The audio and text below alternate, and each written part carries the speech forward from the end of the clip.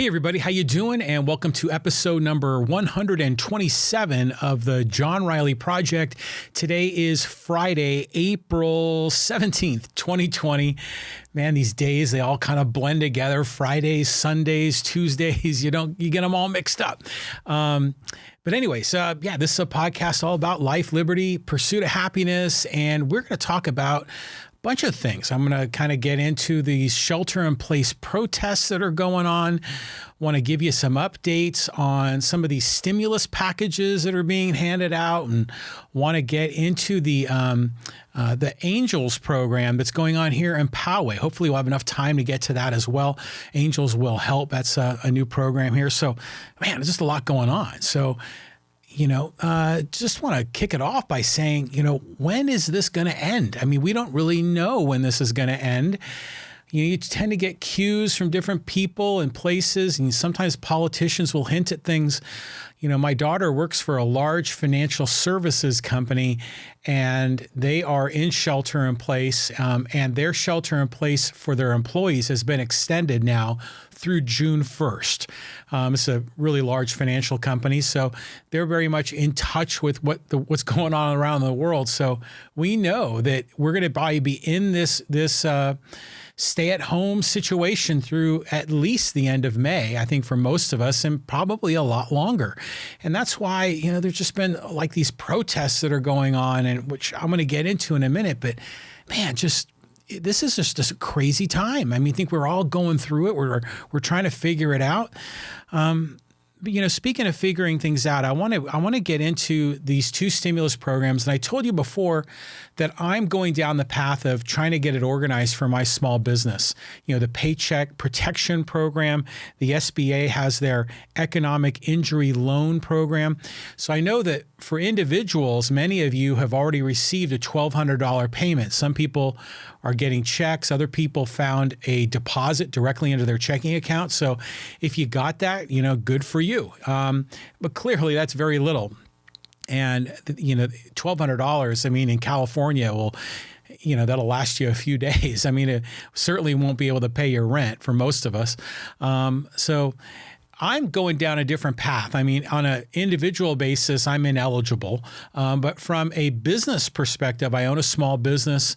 I am trying to take advantage of the programs that exist. And one of them is the SBA program, Economic Injury Loan Update. I applied for that on March 30th, and I still haven't heard back from them. But it appears that if I am funded, that I will be able to get $1,000 per employee. And there are 2 employees in my company, and so potentially $2,000, we'll see. But, of course, the purpose of these programs is to try to help you retain your employees so you're not actually, laying them off or firing them, et cetera. And apparently, according to the SBA, these apps are being done on a first-come, first-served basis, and I really have no idea if I'm going to get funded. And then the Paycheck Protection Program, I went into the detail of that in the last podcast where I had my frustration with Wells Fargo. It was on what was it? It would be the 27th, Friday, the 27th of March in the evening. They turned on their website to take applications. Over the weekend, the applications were just overloading their servers. I went to apply on that Monday, the 30th, and they were shut down. They said, we have no more, we're not taking any more applications, and even the applications we have will exceed the amount of money we're given. And then I later found out that the government wasn't giving very much money to Wells Fargo in the first place, even though they're one of the largest banks in America. They weren't giving them very much money because Wells Fargo had committed, some of the fake accounts, and there were some other egregious things that they had done. And the government was penalizing Wells Fargo, but really what that ended up doing was penalizing people like me that are customers of Wells Fargo. And you could probably say, well, I could go get this, Paycheck Protection Program. I could apply at other banks, but these other banks were only taking their current customers. I've been banking with Wells Fargo for over 20 years. So I needed to go through them if I have a chance of getting it. And I was shut down on the 30th of March. And then about a week later, they allowed me to put my name in the hat and contact information. And then finally on Wednesday, which today's the 17th, right? So on Wednesday, the 15th, I was actually able to apply for the Paycheck Protection Program.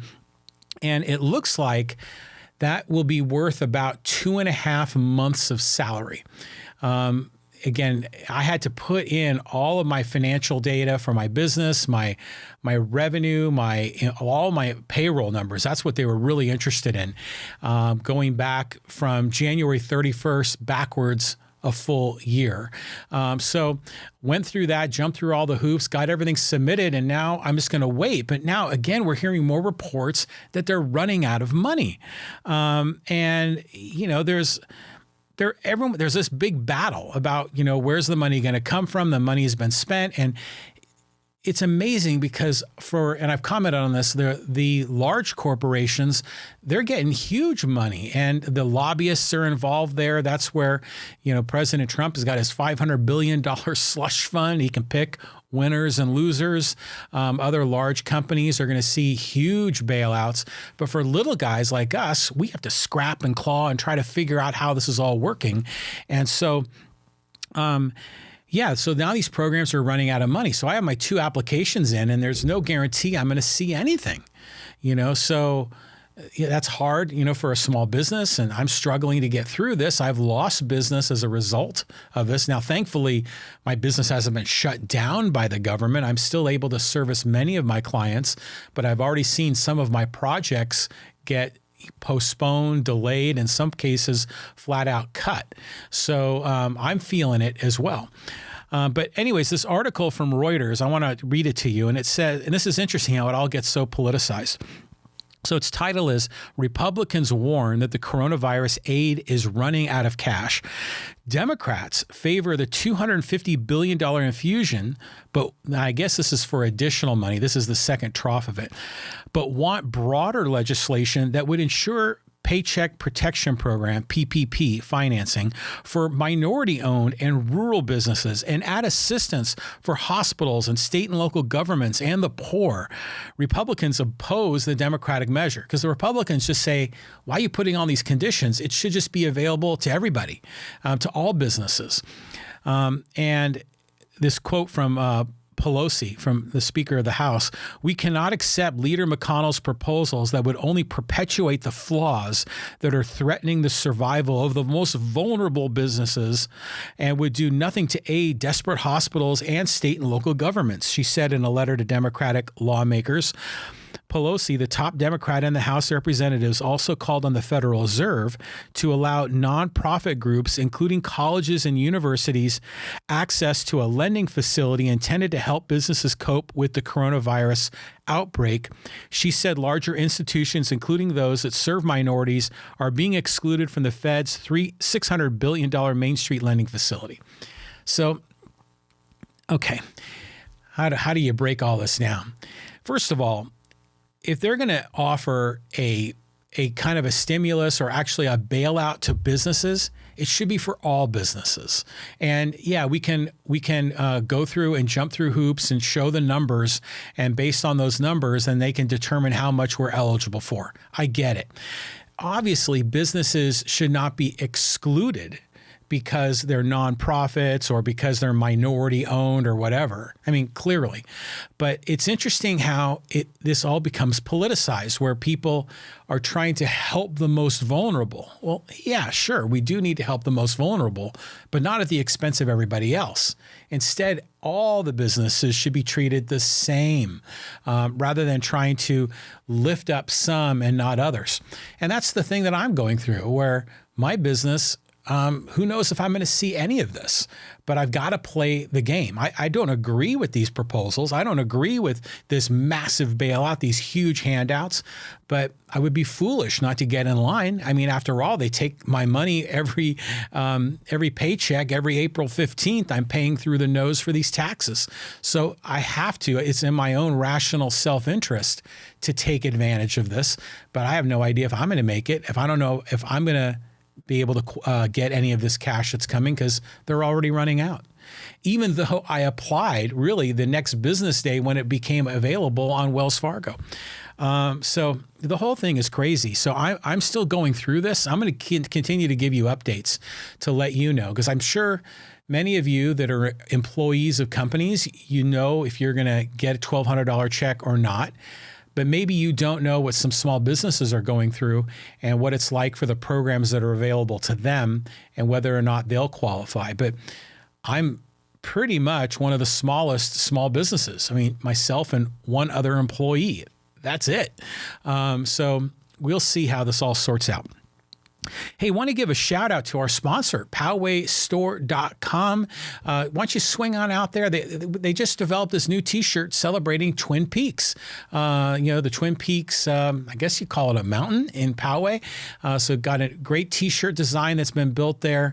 They've also got neck gaiters that you can also use as a mask when you're walking around town, to substitute for a medical mask. And some of these neck gaiters or facial masks look like Lake Poway or look like Iron Mountain. They're actually high quality photographs that I've seen that have been put onto these neck gaiters. So they're really cool. And there's all a bunch of other things. There's glassware and sweatshirts, all celebrating Poway, the city and the country. So go check them out at PowayStore.com. And as long as you're checking things out, hey, why don't you join our mailing list here for the John Riley Project? Go to johnrileyproject.com/subscribe. Get on our mailing list. We'll send you updates about this podcast, some of the things that are happening behind the scenes. But we invite you to, if you're interested in more, we can share more. So join our mailing list, please. Okay, so let's get into the protests about the shelter-in-place initiative. And we're seeing a lot going on. I mean, it's happening in Raleigh, North Carolina. We saw protests in Lansing, Michigan. I saw protests just today in Minneapolis, Minnesota. So people are starting to kind of push back on this sort of thing. And here, I'll read this from the Raleigh News Observer. More than 100 protesters rallied in downtown Raleigh to reopen North Carolina on Tuesday, describing Governor Roy Cooper's stay-at-home order as an unconstitutional overreach that will kill the state's small businesses. And at least one protester, Monica Faith Ussery, 51 years old, of Holly Springs, North Carolina, was charged with violating the executive order. This is incredible. So now, obviously, there's a lot of people that are pissed. There's a lot of people that are upset. There's a lot of people that think their constitutional, guaranteed liberties, in fact, our own inalienable rights of life, liberty, and the pursuit of happiness are being violated. And there's no question that's happening. People are being restricted. Businesses are being shut down by government. People are not able to freely move because of government laws and police action. Now, granted, it is a pandemic, and we can make a rational point for a lot of this control of society. But there should really be no question that these rights are being violated. I mean, it's on its face, it's a clear violation of those rights. And some people are downright angry and they're frustrated because these people are probably out of work, or maybe they're small business owners that have seen their business shut down. But what got even nuts is that the Raleigh police, are in there kind of trying to control it. And they issued a tweet that said, protesting is a non-essential activity. And I'm like thinking, oh my God, I mean, protesting is part of what makes America special. It's built into our First Amendment, into our Bill of Rights, our ability to address government and to call them out for, any, policies that are harming or damaging people. We have that right to protest as long as we're doing it peacefully. But now the police are basically saying it doesn't apply because it's non-essential. And they're using that as an excuse to override our civil liberties. It reminded me of like the photograph. Remember in Tiananmen Square in China, this is, gosh, how long ago was that? Maybe 20 years ago, where the tanks were rolling in and there was that one protester standing by himself in front of the tanks.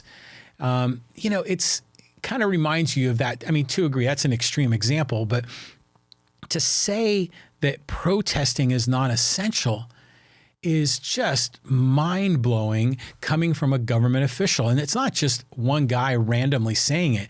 This was an official tweet from the city of Raleigh, North Carolina's police department. And I'm going to link the article and this tweet in the show notes if you want to check it out. But yeah, wow. And then Lansing, Michigan. And we've been seeing a lot going on there, especially with the governor, because, the governor there, I think her last name is Whitmer, and she's potentially, being considered as a vice presidential candidate. So it makes it all the more interesting. But here was an article that was in NPR, and I want to read a few elements of this that I think are important. So several thousand cars flooded the streets around the state capitol in Lansing, Michigan on Wednesday to protest the governor's extended stay-at-home order. Cars jammed the streets around the Capitol building, filling the air with a cacophony of honking. People draped in American and "Don't Tread on Me" flags blared "We're not going to take it" and "God bless the USA" out of their car stereos. So I could just picture it, just a bunch of these Murica guys, like Tea Party rally people are out there, but they're firing up Twisted Sister, which I think is great. So "We're not going to take it" from Twisted Sister. And then, of course, Lee Greenwood, "God bless the USA." And then back to the article. The protest, called Operation Gridlock, was organized by Michigan Conservative Coalition and drew out militias, conservatives, small business owners, and ardent supporters of President Trump, who characterized the governor's stay-at-home order as an unjust power grab. So, yeah, these are the characters you would expect to see out there. Not unlike, some of the Trump supporters that are out here in Poway every Sunday morning on the corner of Pomerado and Twin Peaks Road. Back to the article, here she is. Democratic Governor Gretchen Whitmer has faced a steady drumbeat of criticism from senior Republican leaders in the state legislature and Republican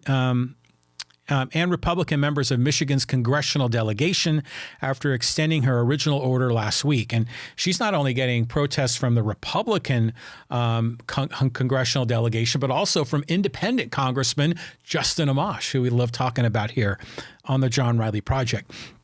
The article goes on. The new version of the order banned travel between homes and didn't grant exemptions for workers such as landscapers, who politicians argue can work while remaining socially distant. Protesters are also upset that normal life has been shut down all around the state. And yeah, like a landscaper is mowing a lawn, or, they're not in a group of people. They're not people in a 6-foot radius. Usually these are guys that are kind of all alone, very separated from their team.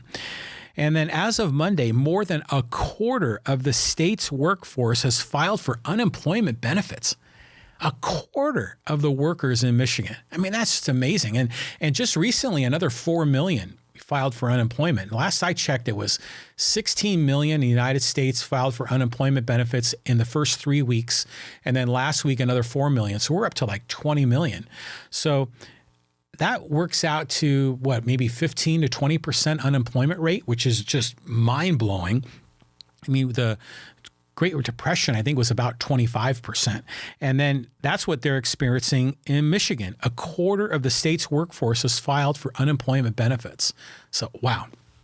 Now, what wasn't mentioned in the article, besides, the travel between homes, because, some people in Michigan might have a cabin in northern Michigan or in the Upper Peninsula.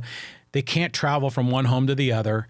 They can't, some of these professions can't work. But what wasn't mentioned in the article by NPR was some of the additional regulations that were put in place. No gatherings of any people who are not part of a single household. So if you wanted to have another family member that wasn't part of your household, you couldn't meet with them. You couldn't meet with your neighbor next door. That's how stringent the rules have been put in Michigan. Large stores can admit only 4 customers for every 1,000 square feet of customer floor space. Okay, we're kind of seeing that in California too. I've noticed that lines are lining up in front of stores, in front of banks, to limit the number of people in the facility. That kind of makes sense. But they go further in Michigan. They said, and hardware stores and home repair stores must close all areas dedicated to carpeting, flooring, furniture, garden centers, plant nurseries, or paint. Like, really? Why should those areas be closed off? And that's just nonsense. And especially if you're stuck in your home. If you wanted to then suddenly start working on home improvement projects, maybe you wanted to paint a bedroom, you can't buy the paint. If you're concerned about your access to food and maybe you want to plant a garden, you don't have no access to the garden center. I've seen stores where the seed section is shut off. It's illegal to buy those products. I'm thinking this is nuts. Now, obviously, a home center provides necessary things, essential products, because, if you have something that breaks in your house, you should be able to repair it. But it said all areas dedicated to carpeting, flooring, furniture, garden centers, plant nurseries, or paint must be completely closed. Like, oh my God. And then no motorboat or jet ski use. You get up into Michigan, there are a lot of lakes up there. And if you're on a jet ski, you are socially distant. You're out there by yourself on a lake. And no motorboat use? I mean, what if you're in a little a dinghy with an outboard engine, you just want to go fishing and you're by yourself? Why is that against the law in Michigan? I mean, this is going way too far, in my opinion. The San Jose Mercury News also had an article about what's happening in Michigan, and it's an interesting quote. This guy said, "It's taking a sledgehammer to an ant." David Helm, an attorney of the four, told a Detroit TV station, "We believe it is overbroad and overreaching. There is a way to do it appropriately without infringing on constitutional rights like the governor has." And I totally agree. I mean, we can manage the pandemic. We can do what we can to not put other people's health at risk and do it in a way that still is consistent with our rights. It's not an either or. There is a middle ground here, and it's just being flat out shut down by various governors and various locales. Now, the politics are in play here significantly because Michigan Governor Gretchen Whitmer is in Michigan, which is one of the three Midwest states usually won by Democrats that Trump won in 2016. Remember, there were those four Rust Belt states that Trump flipped: Michigan, Pennsylvania, Ohio, and Wisconsin. And those four, Trump won by razor-thin margins. And so any loss of support in those states could completely flip the 2020 election in November. So the states of Michigan here, in this case, is a very important state to pay attention to. And then, of course, Gretchen Whitmer, the governor of Michigan, is being considered as a possible vice presidential pick by the Democratic nominee, Joe Biden. So her moves as governor are going to be closely watched as she goes through this. And then in Minneapolis, there was a huge protest today in front of the governor's mansion, and it's the same crowd. It's the same America people with the American flags and the Gadson flag, the yellow and black, "Don't tread on me." And there's a big group of people, and they are all tightly bunched up along the road, totally violating the 6-foot distance rule. But they're out there fighting for their freedoms, and it's something. And then, President Trump is throwing gas on the fire. He's been tweeting, things like "Liberate Minnesota." That's a Trump tweet said that, "Liberate Minnesota." So he's trying to fire up his people to keep that support in those states, because he knows how important and precious those Midwestern states are to his future to win a second term. So it's something. This whole thing is something, because all these people have different motivations. Politics plays a role in this. Civil liberties plays a role. Economics, and of course, health, public health plays a role in all of this. So we tried to cover a lot of this in the previous podcast I did with Pete Neild over Zoom, where we talked about liberty versus the shelter-in-place initiative. And this was in the early stages of it. And now people are getting more angry with it. But I still, in that podcast, I remember saying that I believe it's important for liberty, from a liberty perspective, from an individual rights perspective. It's not all about your liberty. I mean, your liberty is important. I'm not saying that it's not. But you also have to protect the liberty of other people. You have to protect the inalienable rights of others. You can't violate their rights. So I personally practice shelter in place, and it's working for me because it's in my own rational self-interest to not be out and about. Now, granted, I'm in my 50s, and people under the age of 50, you can see that their infection rate is significantly lower. When you get into your 50s, it takes a pretty good jump up. But when you get your 60s, 70s, and 80s, it skyrockets up in terms of the likelihood of getting the virus. So I practice shelter in place for my own self-interest and for my family's self-interest. And I also don't want to go out in public and unknowingly infect other people because that would violate their rights. So I'm trying to be respectful of that. The only time I really ever go out is when I go on my daily walks, and then I'm by myself or with my dog. And then I will sometimes go out shopping. And yesterday I went to Costco, but while I was out, I wore a mask and I kept my distance from people in the store. And I minimize that because I don't want to unknowingly violate the rights of other people by infecting them, because maybe I have the virus, but maybe I'm asymptomatic. I don't know because we don't have testing. And that's why testing is so important. We need it. I also have a theory, because there are some people saying that maybe they had COVID much earlier. Well, in February, I had some kind of kick-ass flu that knocked me out. And I exhibited many of the symptoms of this COVID epidemic I didn't have the trouble breathing, but almost all the other symptoms I experienced. And it was a flu like I can't remember having. I mean, the headaches I had were probably the worst headaches I've ever had in my life. It makes me wonder if maybe I had it, maybe now I'm immune, but I don't know because I haven't been able to take the test. And I talked to my doctor about it, and she thought, of course she wasn't certain, but she didn't think that the COVID virus really was in California until March. But we know the COVID virus was in the state of Washington in January. Could it have been in California in February? I think it's certainly possible, but we just don't know. But, again, I practice shelter in place, and for me, it's easy. I have the advantage that I am an entrepreneur. I work from my house. So it's not like I got to commute. I don't have to go in the office where other people are. I can work from home. And I'm thankful for that. So it hasn't been that big of an impact in my life.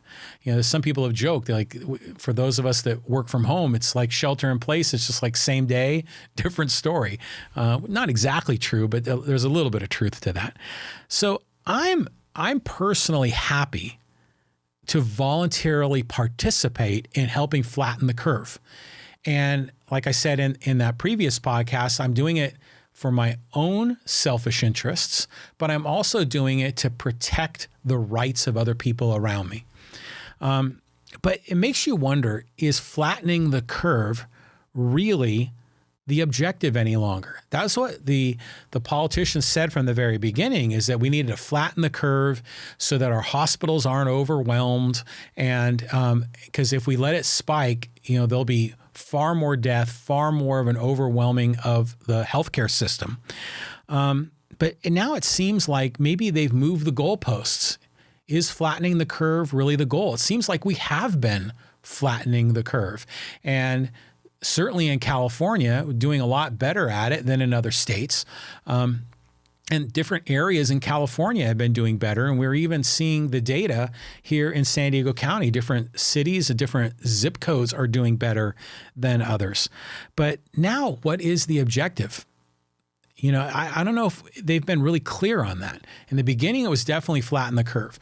But now, what's the objective? Is it to keep everyone safe? Is it to protect everyone from getting this coronavirus? Because at some point, we're all going to get it.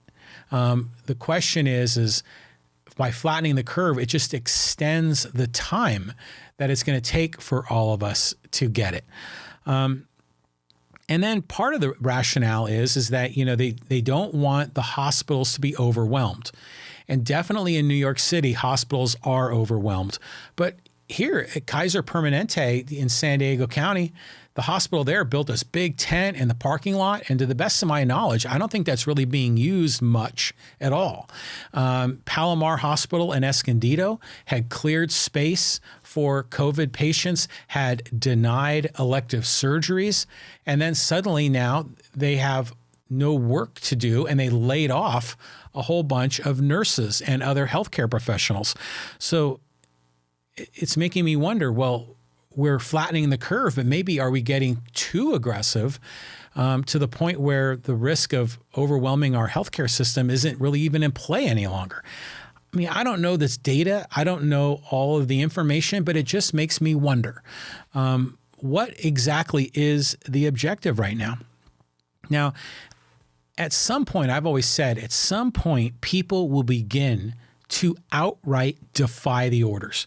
I mean, some people are outright defying it today, and we have some interesting conversations in some of our Facebook groups here in Poway, in the Poway Underground group in particular, where there is one person, I won't call him out by name, but he is a boldly defying the orders. And that causes all kinds of disruption and upsets inside that social media forum. It's something. But I think if we keep people cooped up in their homes, if we have a great degree of fear that is coming to people because of this virus, if we're in this massive economic crisis, I mean, at some point, some people are going to snap. Some people are going to begin to more aggressively, defy the orders. And that's what we saw in Raleigh, North Carolina, in Lansing, Michigan, in Minneapolis, Minnesota.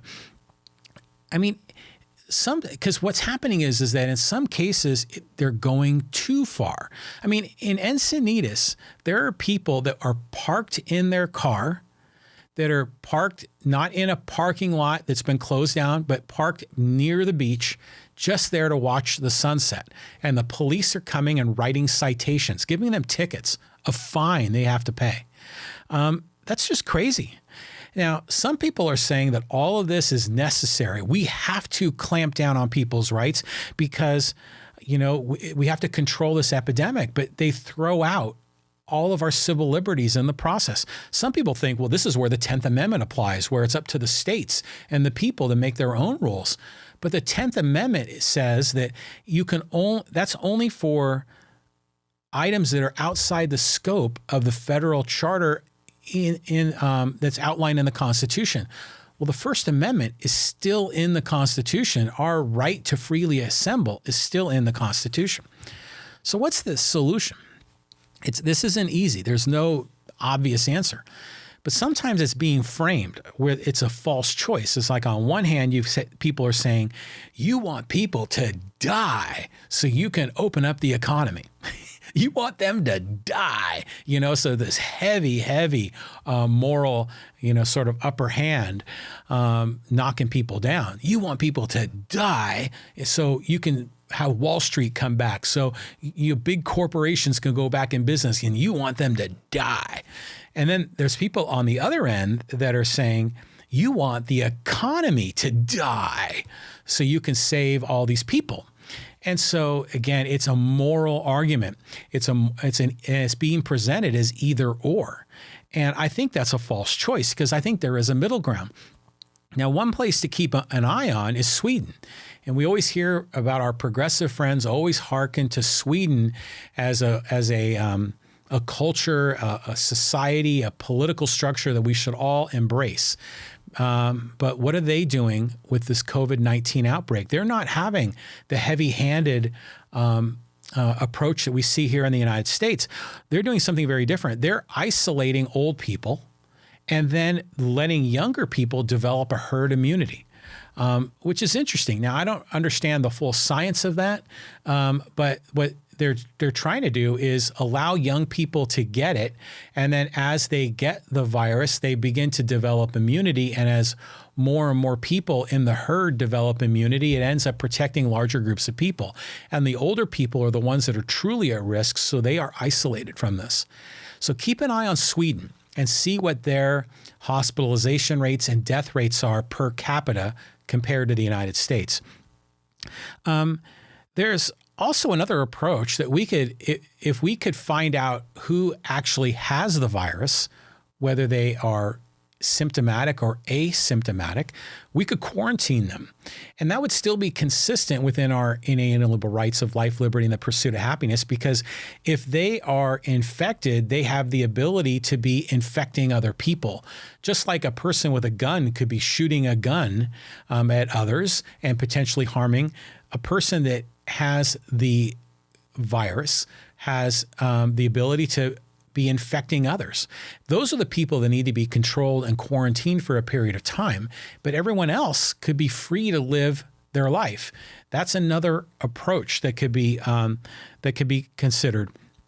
And then at what point do we just simply let people make decisions for themselves? Like, for example, I said I went to Costco, I was wearing a mask, I was looking around, probably about 95% of the people in the store were wearing masks. Masks weren't mandatory. I think they're only encouraged. So if there is, I see people practicing social distancing as well. When people are out walking on the streets, people are clear to be separate. And if people run into others they meet, they stand a very far distance away. I did that. I ran into one of my neighbors here in Poway, and we met on the sidewalk, and we probably talked to each other, but we were like 10 to 12 feet apart from each other. So people are practicing physical distancing, social distancing, shelter in place, wearing masks, and they're doing it voluntarily. So at what point do we simply say, well, people can make decisions on their own? And then you look at this and obviously a huge economic cost to this. We've already talked about the unemployment rate and the bailouts. It's just insane. But government in some cases is shutting down businesses, telling them it's illegal for them to be in business. Restaurants and bars, unless they're doing takeout, that it's illegal for them. I question that. I understand the reason for it. I understand why they don't want people to be hanging out in restaurants and grouped in tables, and I understand that. But if the government is coercively forcing these businesses to shut down, isn't that a violation of our inalienable rights of life, liberty, and the pursuit of happiness? Especially when we know lots of people are going to, in fact, if the Costco example is indicative, 95% of the people wearing masks, maybe even more than that. I think I only saw like one or two people not wearing masks in the whole store. They happened to be a couple, they were together. Everyone else was wearing masks. So it's okay, in my opinion, if the government encourages businesses to change their practice, to encourage restaurants to just do takeout, but to forcibly refuse them the ability to have any other kinds of services, to forcibly shut down certain businesses. To me, that's a step too far.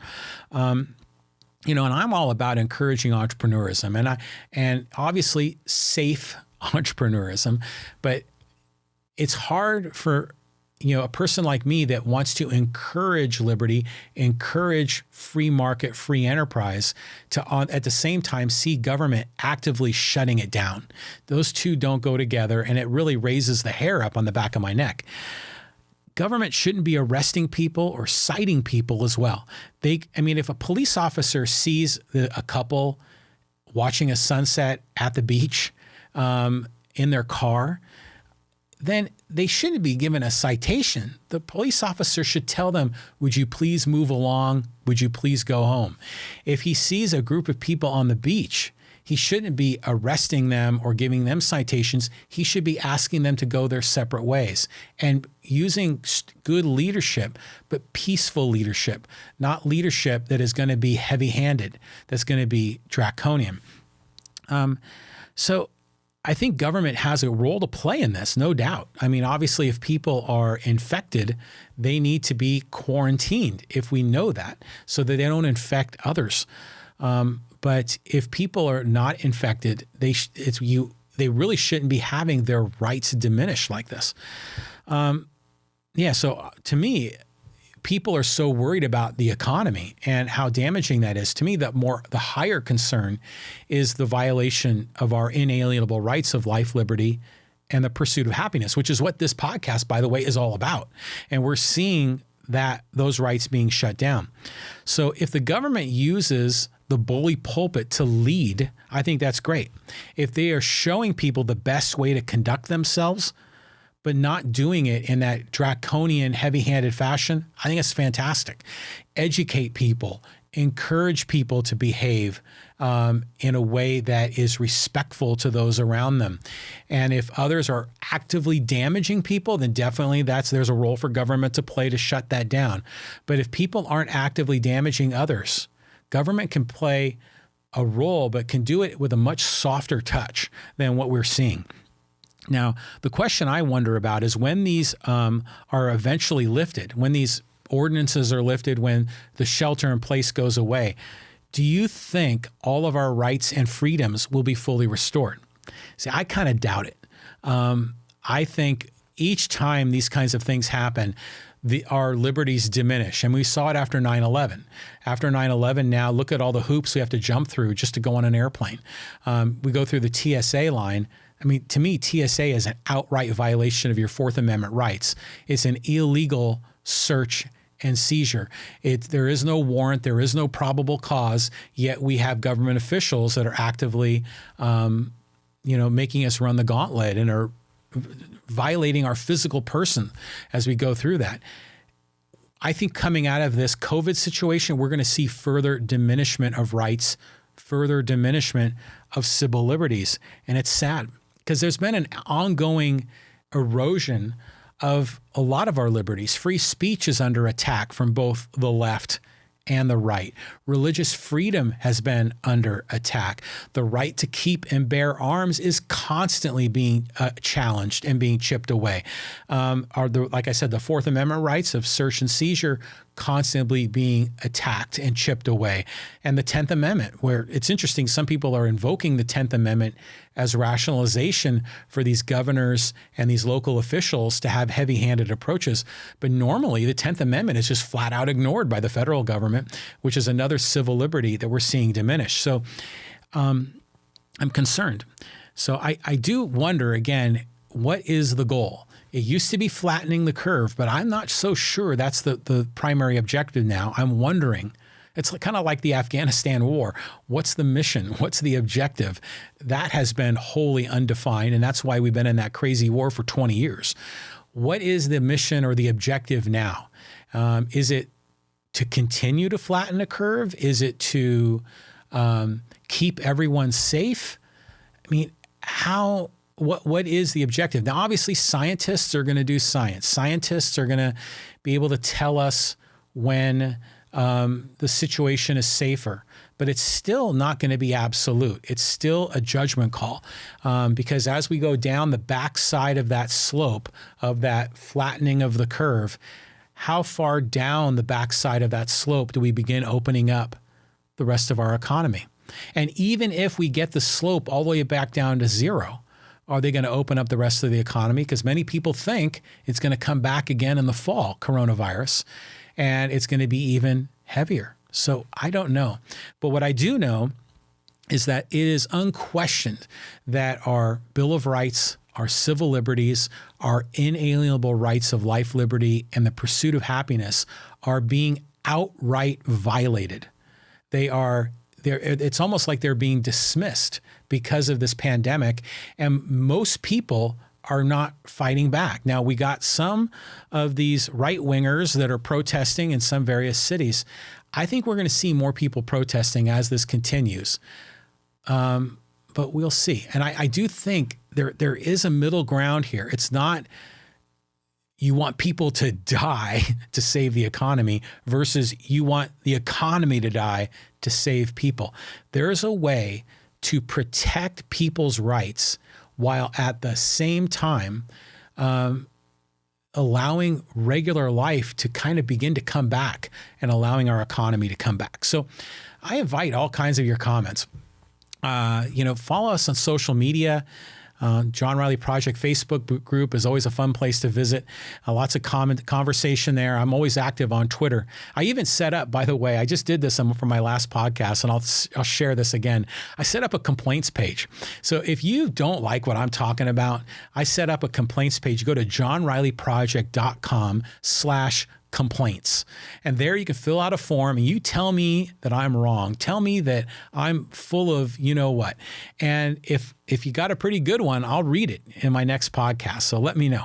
All right. I want to, we're at about 45 minutes. We've got a little bit of time here. I want to talk about this new program here in the city of Poway, introduced by our mayor, Steve Vaus, and it's called Angels Will Help. And this is an interesting program that he put together. And I'll read a little bit from the article from our own Poway chieftain. Poway Mayor Steve Vaus has launched a new initiative called Angels Will Help, intended to connect those wishing to help their fellow Powegians with community members in need of assistance. People willing to volunteer their time can print a simple form from Angels Will Help, fill it out, and leave it on the doorstep of their neighbors' homes.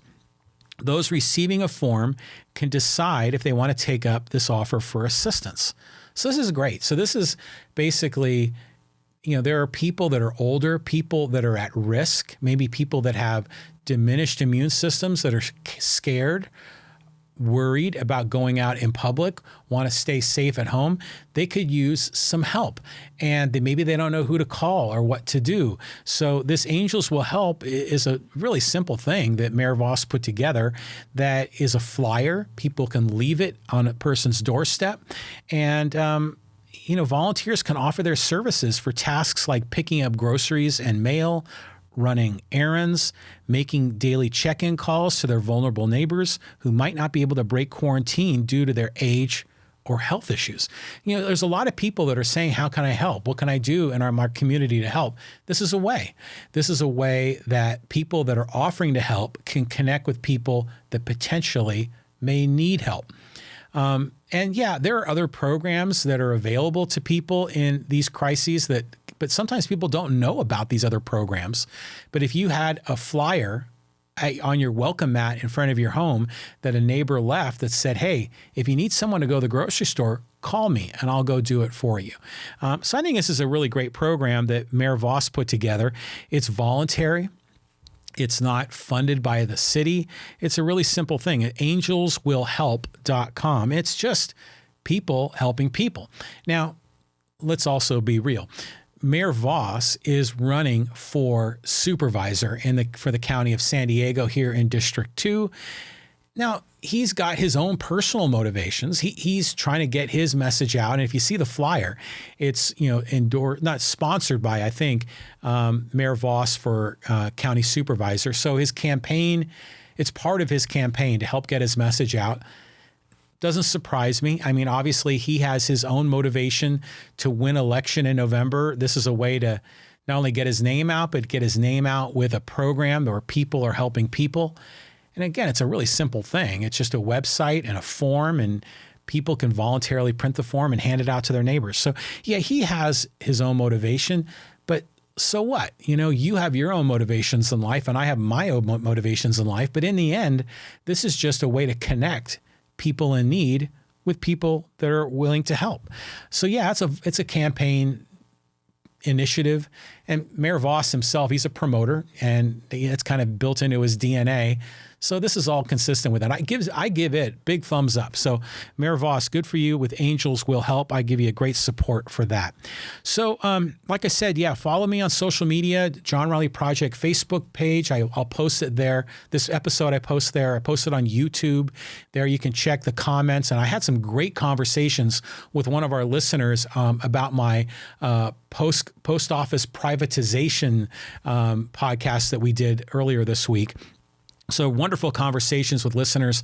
I encourage you to go out there, and I'll engage with anybody if you want to continue the conversation on social media. I also post these episodes on Twitter, so I invite you to visit out there. And you can, like I said, you can subscribe to our mailing list. Go to johnrileyproject.com/subscribe. I have two great quotes I want to share because I always close out these episodes with a quote. The first one's from Bob Marley. And love Bob Marley. And he says, better to die fighting for freedom than be a prisoner all the days of your life. And this is an interesting one. Now, we can break this down in a couple of different ways. Now, obviously, there's the higher purpose of freedom as opposed to being in shackles. You know, this idea of, better to die fighting for freedom than be a prisoner all the days of your life. Maybe some of us feel like prisoners. We're in shelter in place. We're out of our home rarely. Maybe we feel like prisoners, but it's better to die fighting for freedom is what he says. Now, the cruel, ironic angle to this is that by some of these people out there fighting for freedom, those protesters that we saw in Minneapolis and in Lansing, Michigan, and in Raleigh, North Carolina, they're not abiding by the 6-foot rule. They are putting themselves at risk, and they may actually die fighting for their freedom, which is the cruel irony of all this. So, but it's still a great quote. So better to die fighting for freedom than to be a prisoner all the days of your life, from Bob Marley. But there's one other great one from Nelson Mandela. For to be free is not merely to cast off one's chains, but to live in a way that respects and enhances the freedoms of others. This is exactly what I was telling Pete Neild in our previous podcast, Liberty versus Shelter in Place. I mentioned it earlier in this podcast. When we're thinking about liberty, thinking about freedom, it's not all about you. It's not just about your liberty, your freedom. It's also about protecting the liberty and freedom of others, protecting the individual rights of others. So when you go out in public, wear a mask. Maintain the 6-foot distance rule. Be respectful of others. Minimize going out into public during a pandemic. Protect yourself, but also try to protect those around you, and do it of your own free will. And I think that is the right balance. Nelson Mandela, for to be free is not merely to cast off one's chains, but to live in a way that respects and enhances the freedoms of others. So, wow, two final quotes, Bob Marley, Nelson Mandela. Wow. This is the John Riley Project. Thanks for joining us. It's Friday the 17th. I normally say happy Friday, but it doesn't really mean as much anymore because Fridays just don't feel like Fridays anymore. But anyway, still, happy Friday. I hope you have a great day. Hope you have a great weekend. Hope you enjoy your time with your family and loved ones. And we'll catch you later with another episode. This is episode number 127. Thanks for visiting. Thanks for listening. Thanks for watching. And be safe out there, friends. We'll see you. Bye-bye.